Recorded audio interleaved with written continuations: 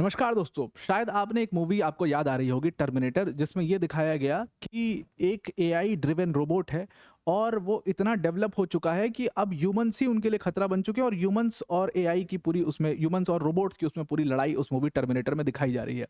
अगर कहा जाए कि ये टर्मिनेटर मूवी सही तरीके से उस समय 1984 की मूवी अगर आज की डेट में आप देखो, और उसमें दिखाया भी था कि 2029 में भेजा जा रहा है इन रोबोट्स को और फिर ये ह्यूमन से लड़ रहे हैं, गुड रोबोट बैड रोबोट का भी कंसेप्ट उसमें दिखाया गया।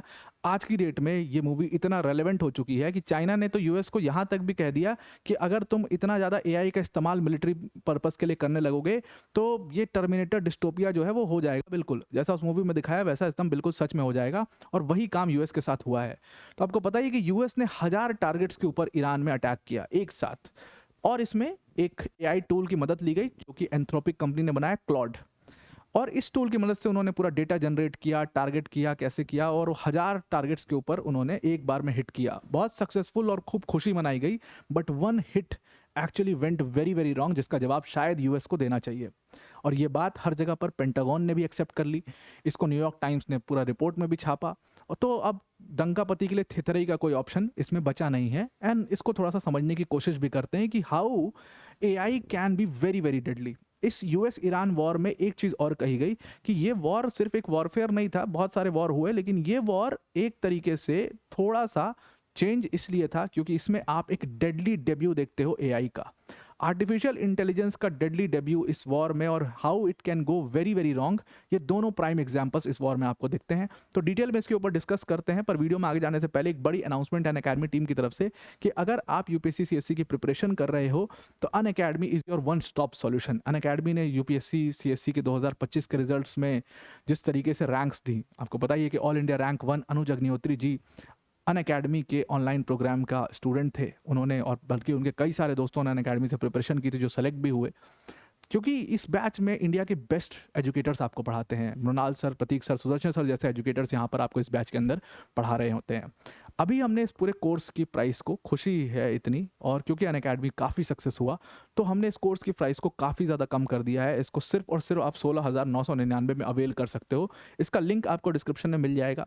प्लस अभी पूरा बम्पर ऑफर चल रहा है जिसमें आपको 60% ऑफ और प्लस डबल वैलिडिटी भी मिल सकती है। Terms and conditions applied. Link इसका डिस्क्रिप्शन में है, उस लिंक पर क्लिक करके आप इस बैच को ज्वाइन कर सकते हो और मेरा कोड आप इसमें इस्तेमाल कर सकते हैं, APYT10 मेरा यहाँ पर कोड है। Now coming back to the topic, अब हम टॉपिक के ऊपर वापस आते हैं। तो एक स्टेटमेंट बड़ा ज़्यादा वायरल हो रहा है, वो स्टेटमेंट है एंथ्रोपिक कंपनी के सीईओ का।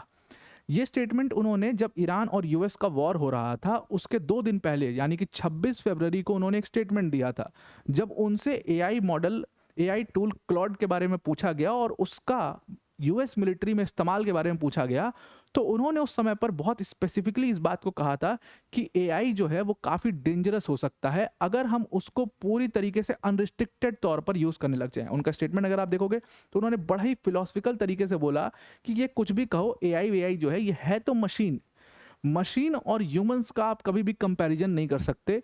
ये मशीन है, इसको जिस तरीके से प्रोग्राम करेंगे and sometimes it can go really wrong also. इसमें कोई ऐसी शर्म की बात नहीं है कहने में, भले मैंने इसको बनाया, भले इज माई ब्रेन चाइल्ड, ये मेरा बच्चा है, लेकिन ये टेक्निकली रॉन्ग हो सकता है अगर आप इसको अनरिस्ट्रिक्टेड तौर पर इस्तेमाल करते हो और इसमें कोई भी ह्यूमन इंटरवेंशन नहीं होता है, इसकी कोई रिस्ट्रिक्शन नहीं होती, इसमें गार्डरेल्स नहीं होते हैं, तो बिल्कुल ऑटोनॉमस वेपन्स की में इसको आप इस्तेमाल कर रहे हो तो it can go very wrong.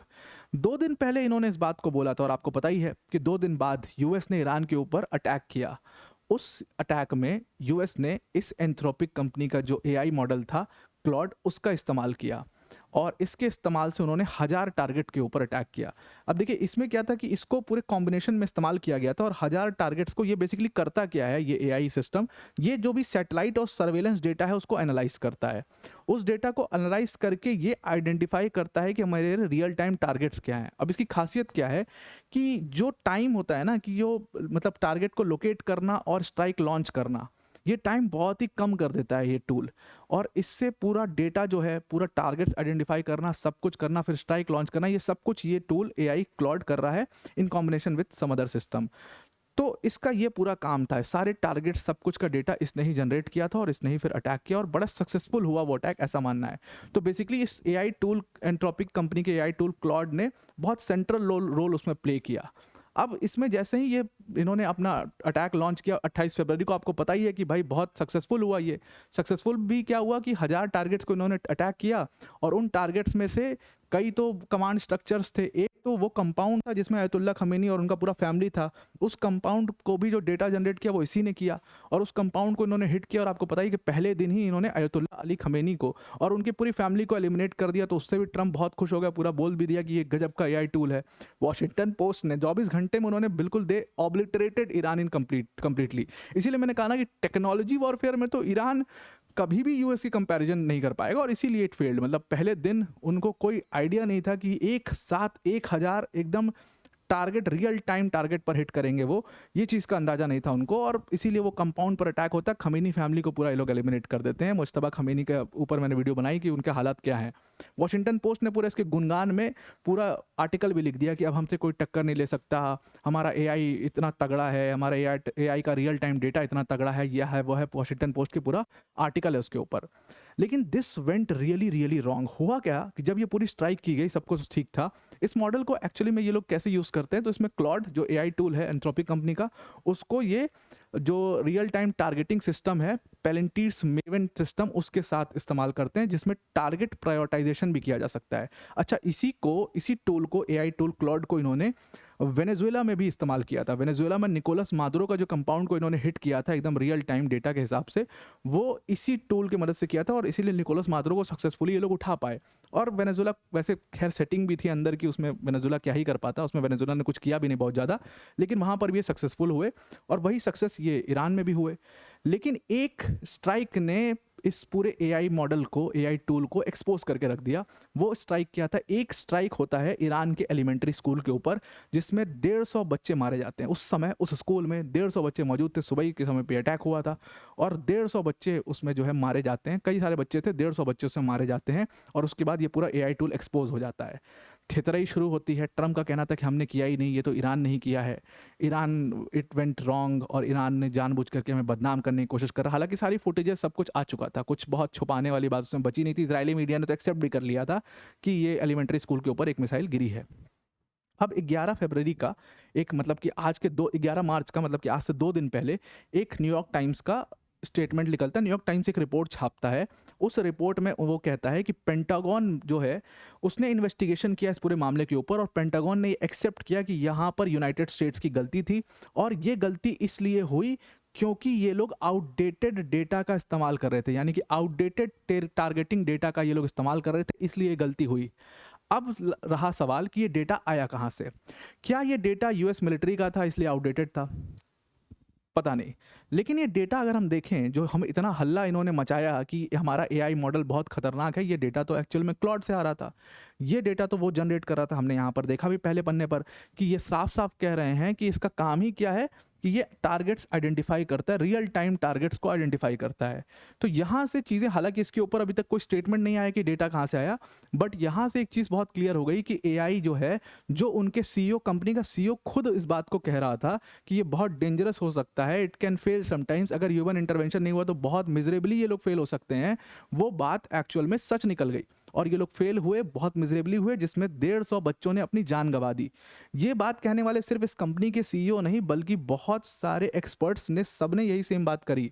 Even US में लॉ मेकर्स ने तो ये डिमांड किया कि पहली चीज़ तो इसके यूज़ पर, मिलिट्री यूज़ पर ट्रांसपेरेंसी होनी चाहिए, कहाँ तक यूज़ करोगे, फिर आप ये बताओ इसके ऊपर आप लॉ बना करके कम से कम इस टेक्नोलॉजी के ऊपर कुछ लिमिट लगाओ।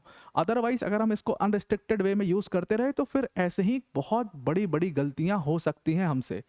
और बल्कि इनकी member of house armed service committee की मेंबर जो हैं सेरा जेकब्स, उन्होंने कहा कि कभी भी एआई टूल्स जो हैं वो 100% रिलायबल नहीं हो सकते।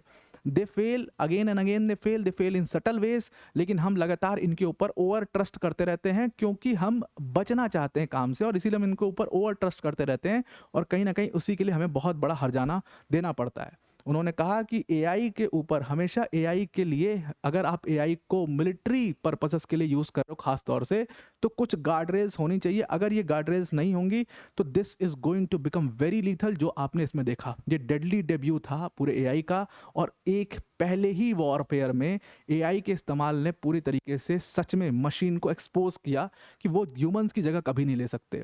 जो डिसीजन मेकिंग ह्यूमंस कर सकते वो कभी नहीं कर सकते। यहाँ तक कि चाइना ने यूएस को ये समझा दिया कि भाई देखो, अगर तुम मिलिट्री में एआई का इतना ओवर यूज़, हम भी कर रहे हैं, लेकिन तुम अगर इतना ओवर यूज़ करने लगोगे तो टर्मिनेटर वाली मूवी तुमने देखी थी ना, जो 1984 की आर्नोल्ड श्वार्ज़नेगर की मूवी, इसमें एपोकैलिप्टिक फ्यूचर की बात दिखाई गई है कि रोबोट्स को 2029 में भेजा जाता है, गुड रोबोट बैड रोबोट, फिर ह्यूमन से पूरी लड़ाई हो रही है, वो एआई ड्रिवन रोबोट्स हैं। वो पूरा टर्मिनेटर वाला मूवी तुम सच बना दोगे भाई, और यूएस ने सच में उसको ऐसा मतलब मान ही लिया है कि वो सही में इसको सच बना देंगे, और थितरई अपने बेस्ट लेवल पर चल रही है। कभी भी एक मशीन, एक एआई, एक ह्यूमन सोल्जर की डिसीजन मेकिंग कैपेबिलिटी को मैच कभी भी नहीं कर सकता। फ्रेंडली फायर, सिविलियंस के ऊपर फायर, स्कूल के ऊपर अटैक, ये काम एक ह्यूमन कभी भी नहीं कर सकता, क्योंकि उसके अंदर अपनी इमोशनल इंटेलिजेंस होती है। लेकिन एआई के अंदर वो चीज़ नहीं है। भले आप कितना भी उसके अंदर एआई भर दो, लेकिन वो कभी भी वैसे एक्ट नहीं कर सकता। It can fail, it is a machine, it can fail sometimes. And this is what we saw in elementary school, कि वो डेटा टारगेट तो रिकॉग्नाइज कर लिया, बट उस टारगेट में कौन है, वो उस टारगेट को अपडेट नहीं कर पाया, and that was the reason कि वो उस एलिमेंट्री स्कूल पर अटैक हुआ। तो अब आपको ये पूरा डेडली कंसेप्ट इस पूरे वॉर का समझ में आया होगा। इसके ऊपर ज़रूर लिखिएगा, इसको हर जगह, ट्विटर पर, हर जगह पर इस बारे में बात होनी चाहिए। अब आपको पूरी आर्टिकल समझ में आ गई होगी। आज के लिए इतना ही। Thank you and have a nice day.